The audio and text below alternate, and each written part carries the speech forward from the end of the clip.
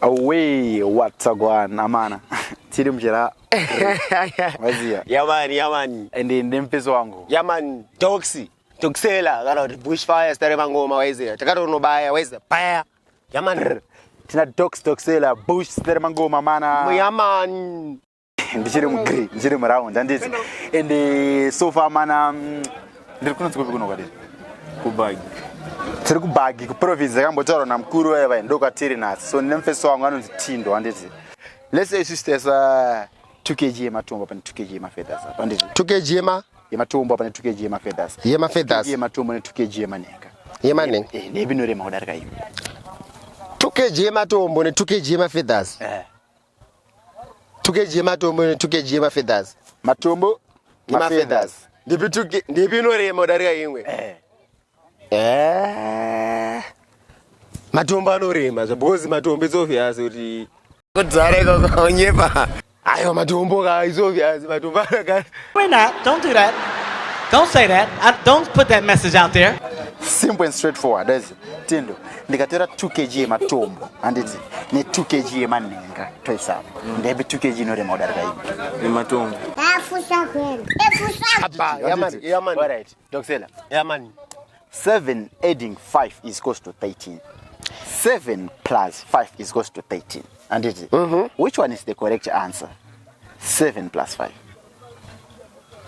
7 adding 5 is equals to 13. Is equals to 13. 7 plus 5 is equals to 13. Is equals to 13. Which one is the correct answer? 7. I was this is correct. Because when you say 7 adding 5 is equals to 13, I'm around 7, 8, 9, 10, 11. Okay, thank you.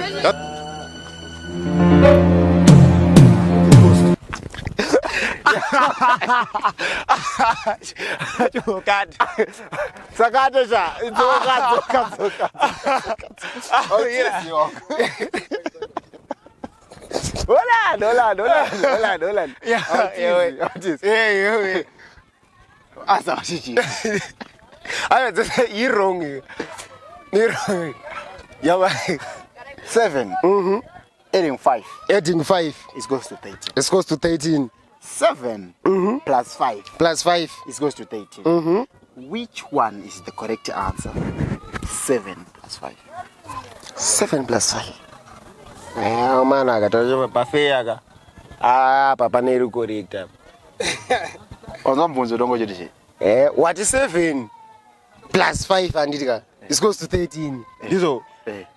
Then of what is 7 adding 5? It goes to 13. It goes to 13.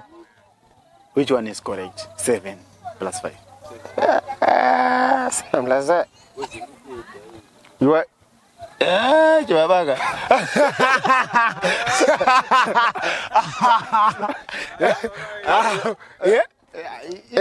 Answer. We don't know good people answer. Chibaba. Because when you say adding, Andriga, adding. Add 7, add 5. It goes to 13, Andriga. Exactly. Then 7 plus 5. It goes to 13. It goes to 13. Which one is the correct answer? Which one is the correct answer? 7 plus 5. Chibaba. Take 7. I made it when I said my grade 1. 7, 8, 9, 10, 11, 12. I don't know. Papa Nero. This is wrong. Which one is the correct answer? Tingango 7, adding 5 because we are adding. Alright, the correct answer is 12, guys. 7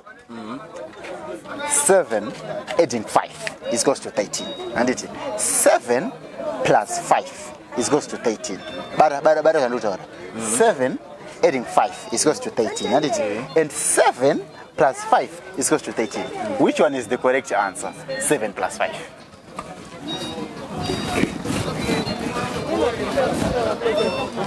And it 7 plus 5.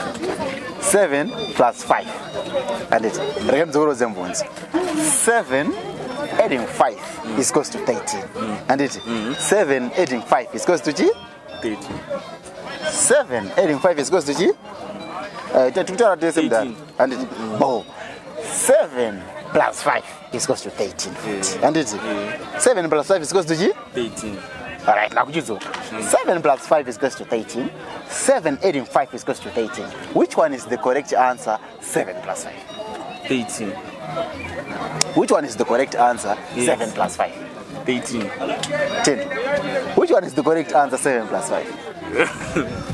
13. According to this guy, answer 7 plus 5 18. Boverenga zvigumwe toto. Chiwerenga chichiti. Andiziye 7 plus 5. Boverenga zvigumwe toto. 7 plus 5.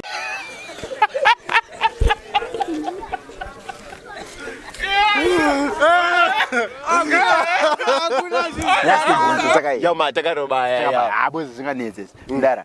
Capital city yeZimbabwe. iHarare. iHarare. Anditi. Capital city yeZambia. iLusaka. Anditi.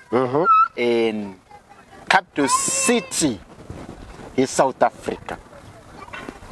iPretoria.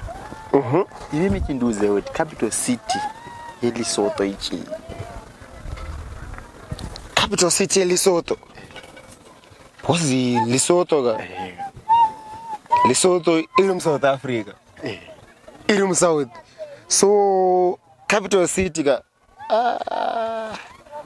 Yeah man. What's that Pretoria ga abu. Tingangoti Pretoria.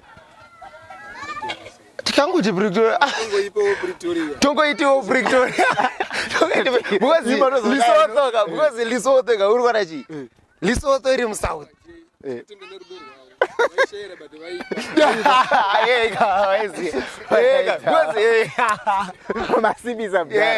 guys, the dogs. These guys don't like to subscribe, like, and comment. That is it. Mangoma ndizi. Madon Gaga, Maruto Dara. Mangoma mandandi. Mangoma mandandi, mangoma nyama. Sana zoti izasikaende manje. Tauna ando yemba devasi. Kuti donedzereka chichi. Yamani unongoti kushata weziya. Ndikati kushata. Ungabva wabvaira uyere nekushata. Kushata unge ndokatanga nako kushata. Iwe kushata unge nengi kupenyamisa pesa sange munhu akaruma simbi kushata. Shata unge ndokatanga nako. Shata kunge munhu uyatadza vhura koko. Shata kunge munhu avurosisa nechipoko. Kushata unge munhu atadza kuda zvakanaka pafoto kushata. Kumwe kushata kuzodi. Shata kunge nhunzi yakarukwa magodi. Shata.